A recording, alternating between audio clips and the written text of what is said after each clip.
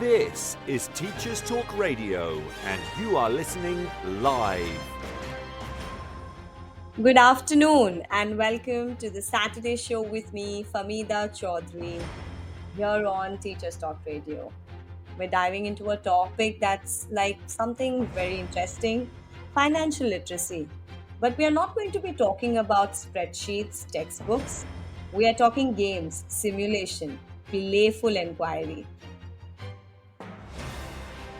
This is Teachers Talk Radio, and you are listening live.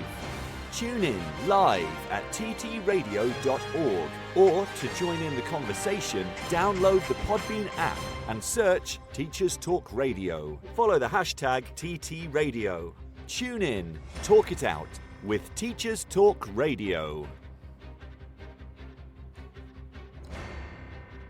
Welcome, listeners. Good afternoon to another Saturday show, and I've been waiting to listen to you.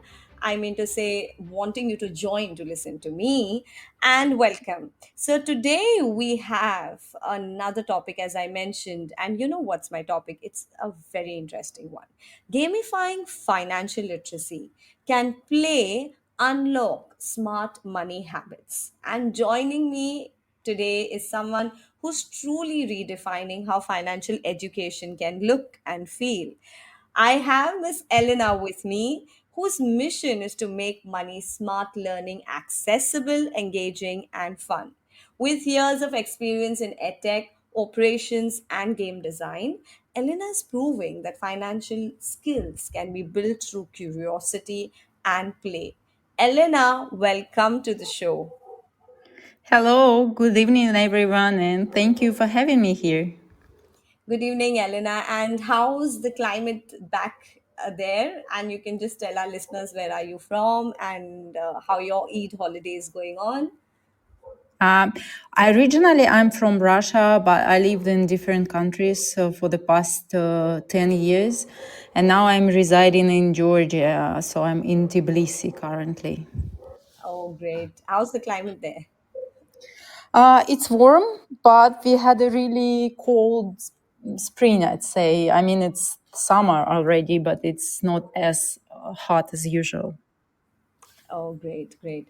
I'm so glad and we could get connected because I know I've been trying to, get you on air, but finally we are here on Teachers Talk Radio. And just wanting to start off immediately with it, Elena, for our listeners who are educators there and also maybe teens, parents, who, for all those who listening to us, I want you to just first start off with what is financial literacy. When we say financial literacy, what are we talking about? Financial literacy is, a scope of knowledge and money management skills that I believe is essential skills for every person in the world because we all live in a market economy nowadays. Yeah.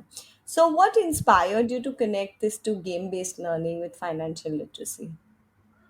It started as my pet project with a friend of mine who is a product designer, and we both believe that financial literacy is something every person will need eventually, but we don't learn it at school in Russia. So we initially wanted to create a short course about foundations, something super practical.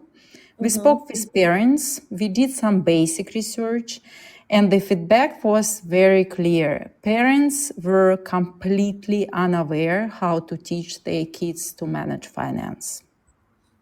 Oh, So it's I'm talking about extra curriculum course, not like compulsory education at school. So we started small. We had 5-day summer camp over Zoom. It was interactive, focused on real life scenarios. And we included tasks for the kids that they could try in real life between sessions, like creating shopping lists for the whole family for the week or two, like drafting personal or family budgets. And surprisingly, even such a short course had a great results. Like some of the kids started saving, some of them took extra housework to make money. And we also saw during the course, we saw that kids were very engaged because they got to make their own decisions. And making decisions about money is always interesting, right? I mean, many of us love shopping, even if it's a window shopping. So even if it's like almost real life scenario, but you get to choose what to buy or what not to buy, you get really engaged. And Absolutely. yeah, so we did that MVP. We saw that it went well. We decided to scale and made like online course, but it was different because first camp we tried, we were like over Zoom, and now we did the course on the platform. It was online format. It allowed us to keep the theory fun and accessible because we made it in a friendly manner with like fun dialogues between teenager and older, like a friend of mine. But there was like real challenge. How do you teach something as practical as money management without the learners having any money? I mean, because the decision whether to give money to the kids still on the parents, right? And in the Correct. ideal world, we would also taught parents how to about money management, or at least give them instructions on how to cooperate with the child during the course. But that's tricky because many parents don't have a time to be involved in the kids' extracurricular education. So we had to sort of design around that, and we build practice scenarios that feel real but don't Oh. require like actual money. So it's kind of workaround, but it works. Oh, that's amazing, yeah, Elena. And I think it's incredible. And I love how it all began from such a simple idea. You rooted it in like real need. It's because you said like how you mentioned about window shopping for that matter. Like everybody loves shopping. It's so powerful to hear that even like that 5 day camp could spark those kinds of habits like saving or budgeting for children so young. And I think what's really stands out is how you involve the real world, not just concepts on paper, but hands on activities like shopping lists or family budgets. That's where I think the magic of game based learning truly shines, right? When it starts influencing everyday choices. So when I'm talking about, just I'm thinking aloud while you're talking, is especially with financial literacy, the topic itself has a lot of abstract complex ideas, I think. How do basically games help to simplify and personalize these things? That's a good question. Because for the reason because that actually I would slightly disagree with the idea that financial literacy is complex or abstract, at least at that basic level. We are not talking about big word finance here, right? But the core principles are very simple. First, you need to set your goals, your personal goals and priorities, not what advertisement offering you. Then you like make a conscious choices and decisions, and you always plan ahead. And the last but not least, you make savings a habit. You need to learn how to save. However, the challenge is in applying those principles in real life, because our real life is full of emotions, full of peer pressure, especially for kids and teenagers, and it's full of aggressive marketing, and that's affects our decisions, affects decisions all of us. Absolutely. And that's where the games can help you to create like safe environments where kids can practice making decisions, because we all make poor choices with money sometimes. I mean, that's okay. We all have bad days, make some weird purchases sometimes, but we don't want to discourage children by real loss of money at that early stage. So we use decision-making scenarios where learners choose whether to save or spend. They learn how to plan a budget, even find a way to make money. But here we have a safe environment, and they sort of they see the outcomes immediately, and it's sort of instant feedback, which usually we don't have in real life, because usually we found out that we did something wrong at the end of the month, when all our salary is gone. But here in the game, they see the instant feedback immediately. That's a very good thing for for learning how to manage something. Yeah. Absolutely. I think the entire process, like decision making, and as you mentioned, real life scenarios that will help and support their skills is something I think. Of course, the curriculum now that the schools are focusing on is already there, but when it comes to related to finances and then giving that exposure to children, I think that's something really unique, and it's needed also, the need of the hour, as you mentioned when you all did like a kind of a survey or something, where you were you felt like many parents especially aren't aware of how to go about with this, right? Yes, exactly. Like parents usually don't know how to teach kids, or even like it's always, it's of course it's a matter of personal choice, but usually parents don't know how to give pocket money in a correct way. Many of parents don't give a pocket money at all, or give it no,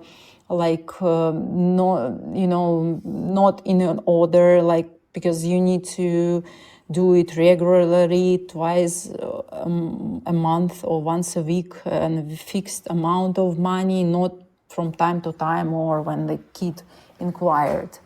So uh, that's why if they don't have a practice in the real world, we need to help them to have this practice at least in the classroom, because usually the hardest part is not learning the theory but applying this in real life. That's the thing. Such a crucial insight, like the example of pocket money. It's like just about, not just about notes or coins, it's actually an opportunity to teach responsibility, or like delayed gratification and financial decision making. I think something really key onto our discussion. So if we can go to something, like if you can share like a peek into the most impactful game or simulation you've helped to design, and what was the impact in that matter? It's actually hard to pick one that was most impactful, because the course designed from the most simple things, and then it Yeah. develops. Yeah, so very hard to pick one, but I guess the one that helps kids to budget the money, like budgeting But money with the it's a game. When they have a fixed amount of money, then they have expenses. They have necessary expenses, unnecessary, and then they have to make the whole thing work. That's a fun game when they have to figure out how much money they can or cannot spend on certain things, and find a way to save money as well. That's a fun game. yeah, so basically you're saying giving them an exposure to how to budget with a particular amount, and then they take responsibility and organize themselves, and then they have this tough call to take whether this much to spend or not to spend. So that is one of the activities that really engages children. Yeah, and it's fun because you can use it as an individual practice, and but you make it fun. It has to be challenging. Like they should be, of course, not a lot of money, but a lot of things to buy, just like in real life.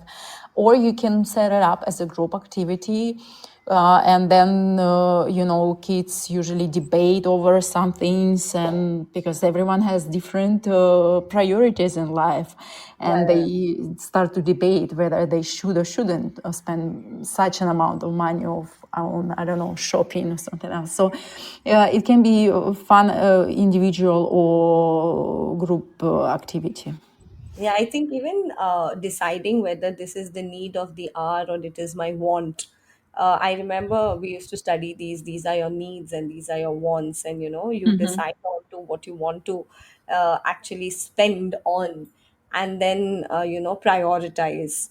So I think, yeah, Yeah. that would also be like through application of financial literacy, they're learning deep definitions of things around them.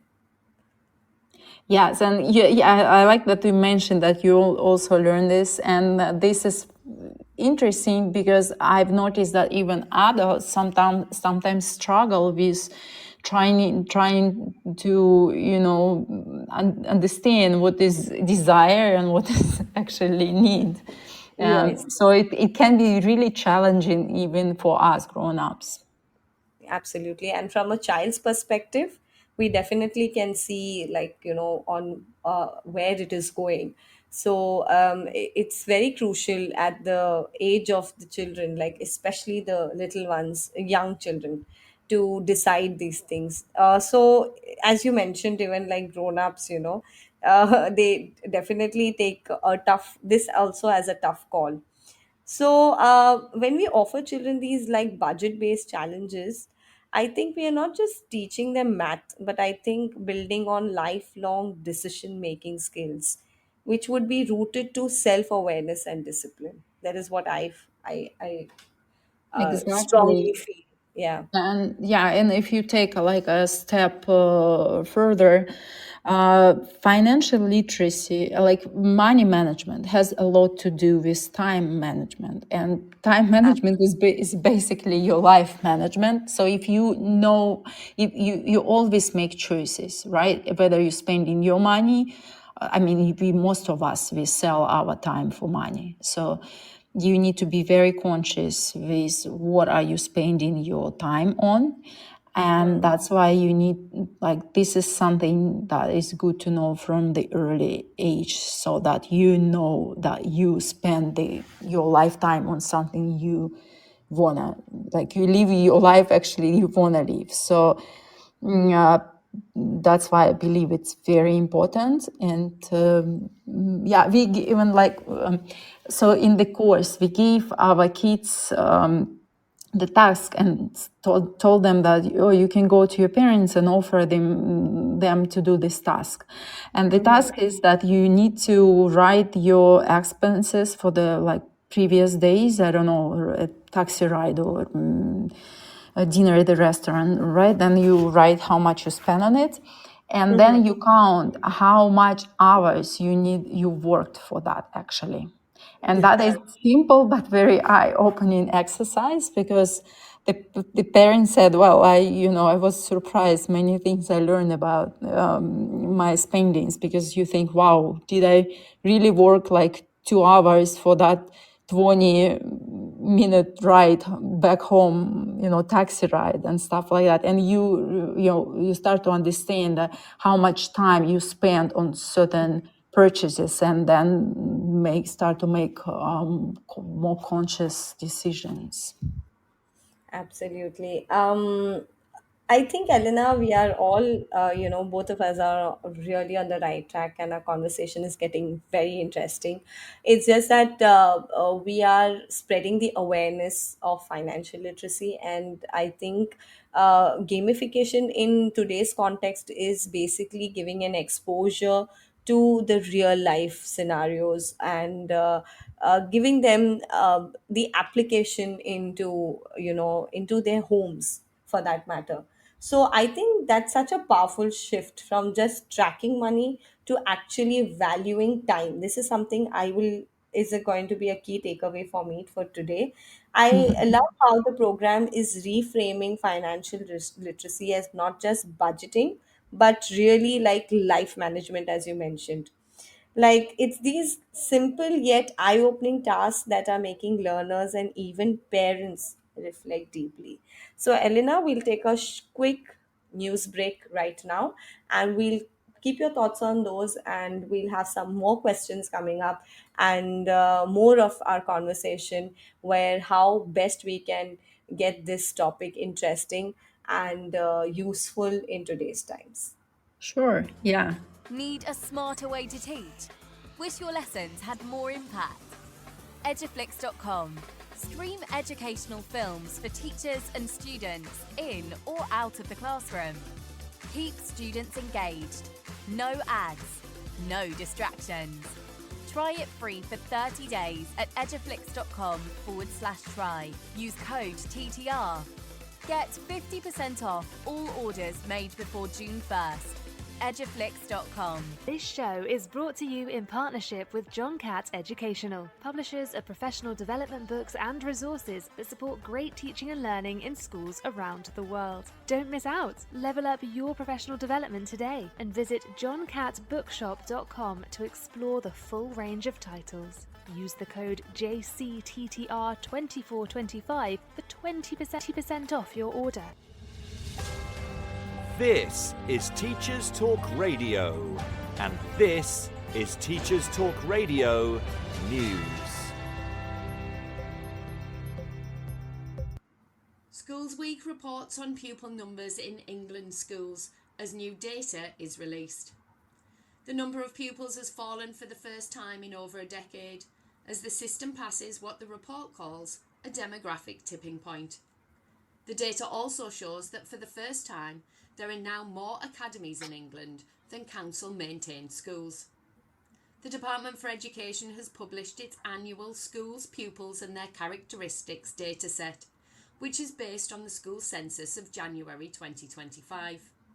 Pupil numbers have been rising steadily since the early 2010s, but the latest data shows that overall numbers dropped by over 59,000 in January. Primary pupil numbers have been falling for several years, but secondary numbers are due to peak in 2027 before falling as the bulge moves out of compulsory education. The number of academies has increased from 10,640 to 11,280, and data also shows 58.4% of pupils now attend academies, up from 56.2% last year. Overall schools in England, including independent, 83% of secondary schools and 41.6% of primary schools are now academies. 49% of special schools are academies. This year, the average infant class size decreased from 26.6 pupils to 26.2, the lowest since 2009. Average class size at Key Stage 2 remained stable, with only a slight rise at secondary. Private pupil numbers have dropped by 1.9%, around 11,000, compared with last year, leaving the independent school population similar to that in 2021 to 22. The report says it's not clear where those pupils have gone, as secondary pupil numbers rose by less than 1,500 over the same period, while primary numbers fell by 60,000. Data also shows that whilst pupil numbers may have fallen, there are 35 more private schools operating this year compared to last. There was a big increase in local authority placements of pupils into alternative provision, up 24% on the previous year. Numbers increased for those in school-arranged AP as well, with 16,600 registered with an AP and another 11,100 who are dual registered. Full details and further statistics are available on the Schools Week website. BBC Scotland News featured comments from Scotland's largest teachers' unions. who have described the workload in schools as unfair, unhealthy and unsustainable. EIS General Secretary Andrea Bradley said the union was set to ballot members over strike action because the Scottish Government had failed to reduce the amount of time teachers must spend in the classroom. Almost 3/4 of those who took part in a union survey said they were rarely or never able to do the work, prep or marking they had been asked to do within their working week. The survey was completed by around 20% of the EIS membership. 44% of respondents said they usually worked the equivalent of an extra day a week. 1/4 said they worked an extra 2 days. Only 1% of those surveyed said they had sufficient time to complete paperwork, liaise with colleagues and external agencies, and attend meetings about pupils. Ms. Bradley said the survey told a story of persistent excessive workload demands, and that 4 years on from a government pledge to reduce teachers' class contact time, there has been absolutely no progress towards delivering it. The Scottish Government said, "We are providing local authorities with an additional £186.5 million to restore teacher numbers." More details can be found online. The BBC also reports that compulsory education for Isles of Scilly pupils is costing thousands. The islands are one of only 2 local authority areas in England with no sixth form provision, and as a result, students need to travel to other parts of the country. In 2015, it became a legal requirement for young people in England to stay in education, employment or training until the age of 18. In recent years, there have been 15 to 32 Scilly children in each post-16 year group, with 2 year groups completing their sixth form education at any one time. Island children say they have to get a boat or plane up to 12 times a year and stay in accommodation during term times, often with host families, at a cost of around £9,000 per year, not including travel.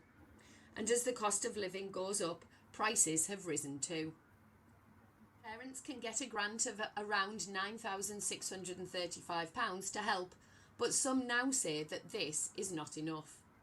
Parents who spoke to the BBC also say that the travel and accommodation process can raise safeguarding concerns, as DBSs for host families remain optional. Full details, including comment from parents, councils and Department for Education, can be found on BBC Cornwall. Finally, 2 schoolgirls from County Fermanagh in Northern Ireland are campaigning for legislation to force schools to offer girls a choice between skirts and trousers. The girls have previously successfully campaigned for their primary school to allow girls to wear trousers, and says it's weird and unfair that some schools still enforce skirts. They are taking their case to Stormont as part of a hearing into broad changes to school uniform law. Education Minister Paul Givan said the decision on skirts lies with individual schools, but that the new proposals include making uniforms more affordable. Full details and reaction from pupils at both primary and secondary schools can be found on BBC Northern Ireland News. This has been Teachers Talk Radio News with Joe Fox. Welcome back on Teachers Talk Radio. You are listening to the Saturday show with Famida Choudhary, and we've been having a fascinating conversation with Elena on gamifying financial literacy and how simple, relatable activities can create lifelong money habits. So, Elena, I would want to go into the next section of our conversation and throw some light on how designing basically for motivation and inclusion has been taken care of when we talk about financial literacy for students in classroom. Well, primarily we had like 2 age groups that we designed for teenagers. The program works best for age, I think, 11 to like 14, maybe 15. And then the early age group is 6 to 11, I'd say. They definitely have different motivation. Teenagers are motivated, but only in the areas that they care about. So it's difficult to get them interested in something that doesn't overlap with their personal passions. So some are into anime, another into sports, and so on, and they centered around those worlds. That's why we try to connect financial learning with their interests. For example, students might create a savings plan to buy a concert ticket, another one uh, to buy a board maybe, or musical instrument, anything that interested in, or someone plans wants to make like a great career, another kid wants to start a business, and you need to have that in mind when designing. So you need to give as many different examples as you can so that teenagers can relate to the content. Okay. But also, you need, if you designing game-based activities, it's nice to have different paths so everyone can be take an ownership of what they learn and choose something that they relate to. That's the thing for teenagers as well, like also for what works for teenagers well, and it's easier. You can give tasks outside of the classroom, that like real world class tasks, because teenagers, they can work legally part-time already, they can open bank accounts, they can go to Right. shopping and stuff. So there are much more opportunities for them to learn outside of the classrooms, and we encourage to do so. And it's also cheaper in terms of production. Yeah, that's the thing with teenagers. However, they might be shy sometimes, so we try to make like a friendly group chats and then be a role model and encourage them to participate like gently and be send reminders and stuff like that. And also these two teenagers, like this is money is always very sensitive topic, and every family is different. Relationship with money in the family is also different, and we also try to say and remind it for kids like it's okay, like you have a unique situation as everyone, so don't worry, just you have your own goals, priorities, and it's okay if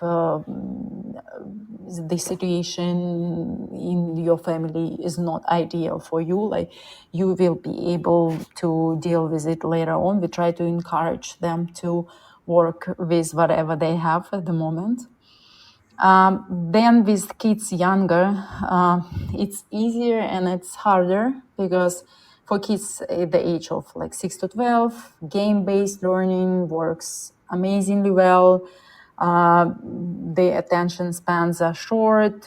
We do animation videos to do some input, to talk about theoretical stuff. We use like cartoon avatars for storytelling, light storytelling to get them engaged. We use a lot of simulations. However, this course design takes more time. It requires much bigger team for production, and the budget on course design is much higher. However, the kids very responsive when learning this kind of interactive, engaging courses because they're fun and active. It's such a powerful point, Elena, especially the way you've highlighted the importance of personalization and real world relevance when teaching financial literacy, especially to teens. I love how you mentioned regarding designing different learning paths. I think there is where we have to be very cautious enough, like with which age group we are dealing. and like where each learner feels ownership over their financial goals, whether it's like saving for a concert ticket, maybe a new guitar, or even dreaming up a future business. So, and it's so true, like, money is a deeply personal topic. I like the way you made a mention of that as well, and influenced by every family's unique values and experiences. So, giving students that safe, respectful space to explore it without any pressure while encouraging real life application truly empowers them beyond the classroom. And I think if every educator starts thinking from this perspective, like as you said, if they are the young age, then you know animate it and make it a little more interesting because of the attention span that we are taking care of. But I would still like to ask you this question, Elena, like how about the impact? Do you feel that when we gamify it a lot, it might entertain them but might not really teach them? So what would be your message or your advice to educators when they are gamifying things in teaching? Yeah, absolutely. Like this is the biggest risk always, that it's too fun. However, kids couldn't then transfer their knowledge from the game and apply it in the real world. So we try to test. We do have test group, and then we try to check if the game is actually effective and reaches the goals and or no. And then you have to tailor and maybe change a little bit. That's the normal process of product design. The good solution always is to use the reflection as well. And if you have opportunity to have a tutor or teacher to work with students to sort of Give feedback. yes, with the feedback and reflection, like ask did they what did they do, what surprised them, or what would they do differently in this game, and how you can apply it, or what would you do in real life as well. And for younger kids, you can use wrap up storytelling conversation, like what did the character learn, or what did you think happened? Can it happen to you in real Like life? prompters and questions in Yeah, between to get to exactly, gauge stuff like whether that. they are learning. Mm. Yes, because again, as I said, we do extracurriculum education, so we don't have any like formal testings, right? We can only do group tests, like we can test on Reflective groups questions, basically. or reflection, right? We don't test what they learn, and but it's about the skills and habits. So the most important things: how did kids change their behavior outside of the classroom? That's the thing, and that's can be only, it's hard to test. You can test it only after a period of time, and collect like feedback from parents. Absolutely. That's such a key takeaway, Alina. Like, it's not just about creating a fun game, it's about making sure that the learning is transferred. I think that is the goal. So, the idea is of embedding structured reflection, asking guided questions, like you mentioned, what you would do in differently in real life, or really strengthen the connection between game and growth. And I think what you're saying is so important for educators to hear, especially those of us are working in an like informal or extracurricular spaces. We may not have that formal testing, but if the students' behavior shift, yeah, and there is a shift in its behavior, and if they start applying these financial habits independently, that's powerful, observable, impactful, then that's actually the real learning that we are looking at.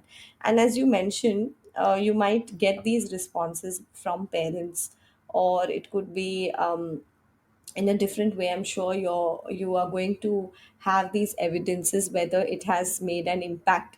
And coming to the question of impact, I wanted to also dive into, like, what impact maybe have you observed in learners, or kids, the teens especially, if they've participated in these courses, like, if you could mention examples, like some behavior change or a parent feedback or some long term impact that you've seen. Yeah, sure. Like, as I said, we did test groups, and then I asked parents. I think in after 3 months,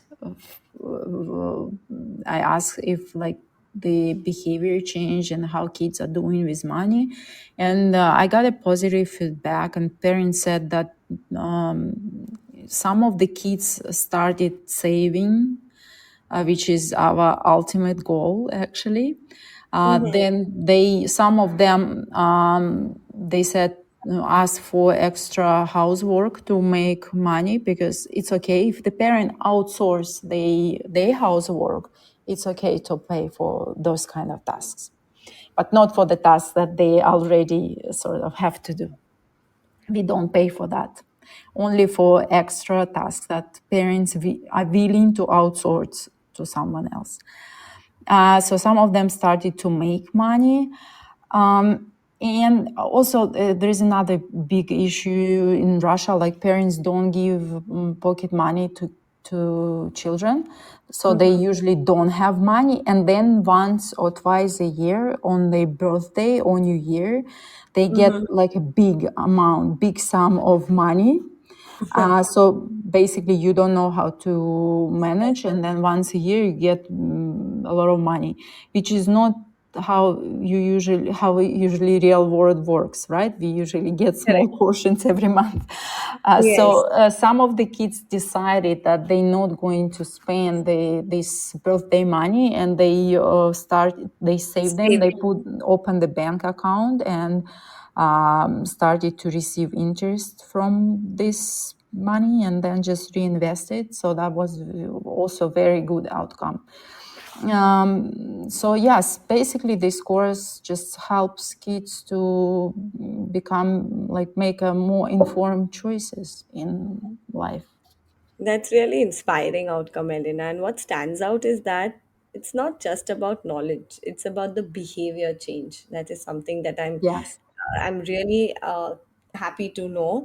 And the fact that children not only, in your example, began saving, but also initiated conversations about earning money through that extra task shows like really a mindset shift. Also, the example that you gave us about the Russians, that if that the behavior change was where if they've got like a lump sum amount, so they've decided to like open bank accounts and then go ahead with their decision making of what to do with that money.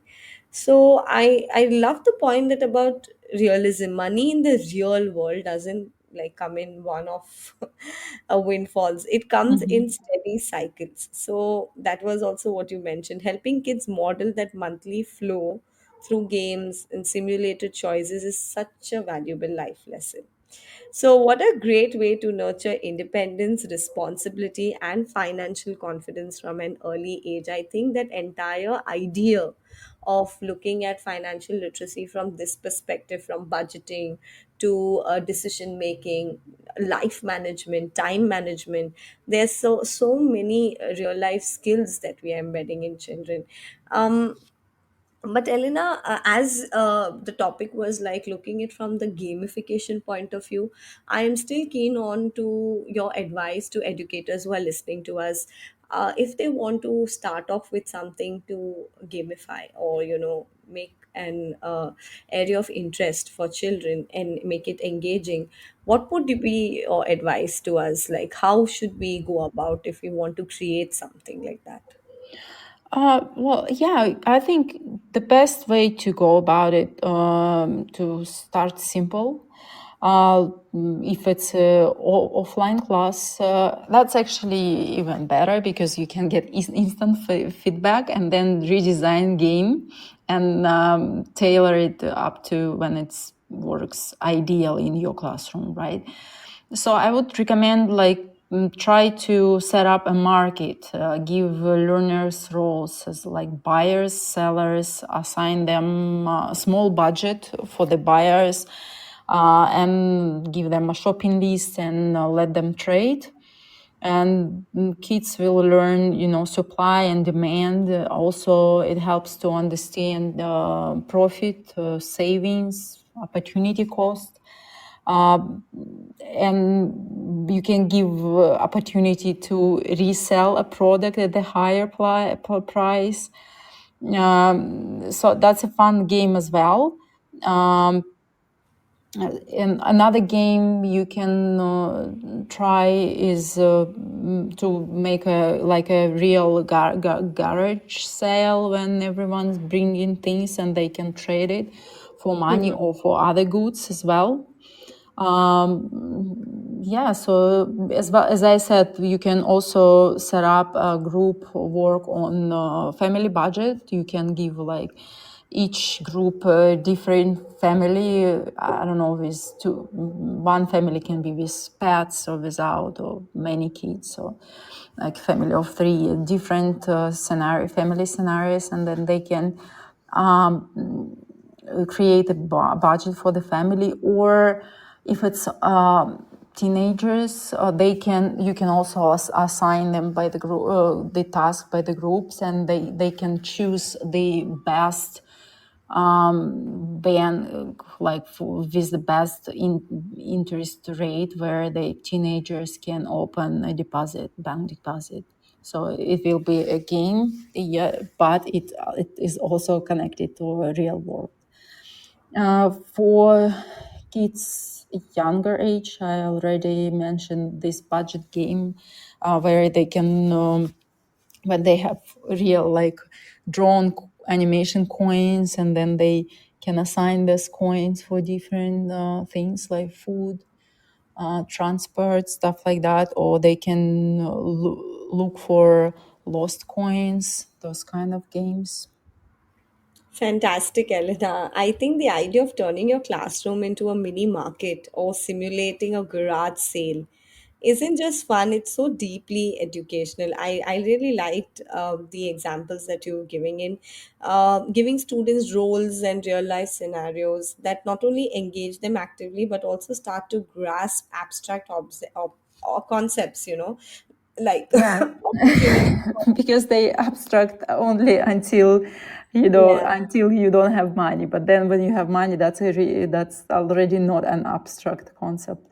But Correct. You mentioned about savings, profit, like without even realizing that they're doing finance. It is just that it's going to be embedded while they are maybe role playing or actually applying it. But the only thing, yes, the only advice I want to give, this market always, if it's online or offline, it's offline. You can also do it offline if you use like a Miro board. It's always fun, but you have to really keep a track of timing first of all, and make a great structure, because instructions can be very clear, simple and clear. And then you also need to monitor their work, because it's fun, but the classroom can become a mess if without proper instructions. Yes, absolutely. I do agree with that. If there's no proper instruction, especially it have to adapt to the different settings. Basically, if it's like urban, rural, primary, secondary, so and the age group as you mentioned, and if it's truly like game based, it has to be like very I feel inquiry rich, because it has to align to these 21st century skills also. When we are even assigning something like that, it has to have that collaboration, decision making, and resource management, I feel. When you're doing, as you said, no, besides giving instructions, these things also resources and tools that teachers have to take care of. Yes, but like you still, they have the freedom of in the market, but they still have to always have like limited resources as well, like limited amount of money and stuff like that, limited amount of supply, because that's how the real life works as well. We always have a limited amount of resources that we have to manage. So, Elena, we'll take a short break right now, but I want you to just share with us a few, one or two research that you have actually, because you mentioned in the starting that you researched about this, how to go about like the financial literacy part. So, if you could mention one research done in detail with us or something that we can go and read and find out more, because I always feel uh, our output should be driven by evidence and inquiry. So if as educators we can also read a little would be great. I'll just quickly take a break and we'll be back. Okay. Oh, do you want me to answer now? Or? Need a smarter way to teach? Wish your lessons had more impact? Eduflix.com. Stream educational films for teachers and students in or out of the classroom. Keep students engaged. No ads, no distractions. Try it free for 30 days at eduflix.com/try. Use code TTR. Get 50% off all orders made before June 1st. Eduflix.com. This show is brought to you in partnership with John Catt Educational, publishers of professional development books and resources that support great teaching and learning in schools around the world. Don't miss out. Level up your professional development today and visit johncattbookshop.com to explore the full range of titles. Use the code JCTTR2425 for 20% off your order. This is Teachers Talk Radio. Welcome back to Teachers Talk Radio, and you are listening to Famida Choudhary on a very special episode, Gamifying Financial Literacy, Turning Money Skills into Meaningful Play. We've had such a rich conversation with Elena, unpacking how game based strategies, real world scenarios, and student led inquiry can make financial literacy engaging and effective. From 6-year-olds managing budgets to teens reflecting on saving goals. Elena, before we end our show for today, as I before the break just mentioned to you, if you could share a few research work with us and just sum up, what would be our key takeaway as educators for today, and some reflective questions for all our listeners today and worth remembering and applying in classrooms. Sure. So when I said we've done a research, I was talking about like deep interviews with kids and parents to see how they see the money management, or how the parents see, do they think it's important, the financial literacy at all? And for kids, how they understand or how money world, and then we've done some research on how financial literacy education is done in different countries. So, like as I mentioned, we don't have it in Russia at all, only extra curriculum. So I've checked the programs that they have in the US because it's more popular. And then the research papers that I read was about the role of like financial literacy in developing and shaping children's understanding of money, financial education in schools. Like I can send you the links if you need them later. And to sum up the conversation, I think the best way probably to go is to say that I still, as I said, that it's a very practical skill, and you can just learn it from a book. So in the ideal world, the parents should play a role as well in helping to build the money habits and skills, and then work closely with schools. And if parents provide kids resources and give some money, and then we help them to learn how to plan, budget, and make choices, that would be a learning experience that definitely help them in future in life. Thank you, Elena, for such an insightful and practical conversation. What really stood out to me is how financial literacy isn't just about numbers, it's about values, habits, and real life decision making. So, whether it's creating a saving plan for a concert ticket or negotiate a garage sale, these experiences are basically shaping the mindset of future adults.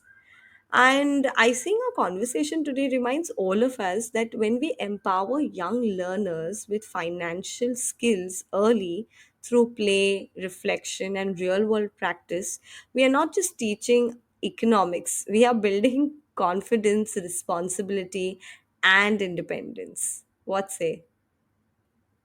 Yes, Elena, do you agree to me? Absolutely. At the end of the day, when we ask parents, when we interviewed parents and ask them, what do you want? Like, do you want your child to be successful or happy? They say, no, I just want my kid to be independent. And I think that's the time management and money management is the key for independence. Yeah, so that's what you've shared today, and it's so clear that financial education is not just about, as you said, just the money part of it. It is more about time management, life management, independence. So, and from turning pocket money into lessons in priority setting or helping teens map their dreams through saving plans and using games to simulate real world trade. I think so many practical strategies you've given us and deep insights into how learning about money can be fun, inclusive, and impactful. I'm really happy that we did this episode, Elena, and thanks to you for spending your time and expressing it in detail as to how simple it is to just get started.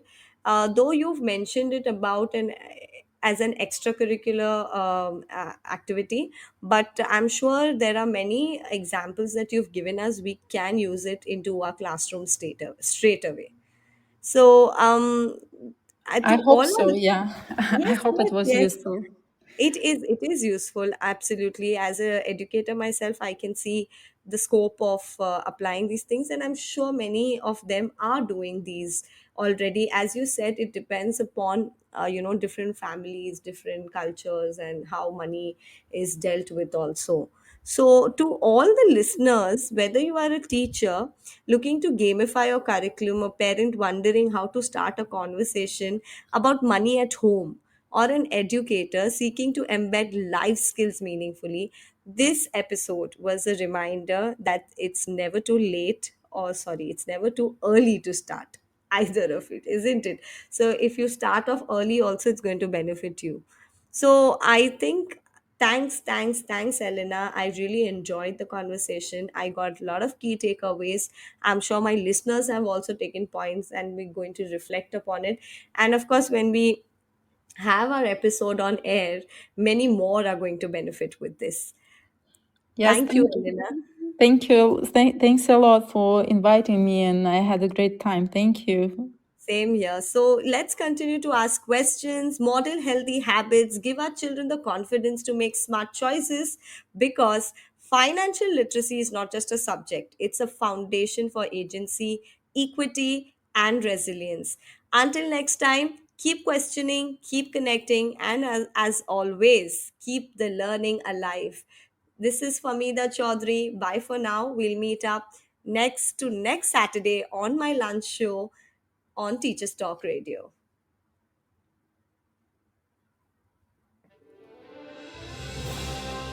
You've been listening to Teachers Talk Radio.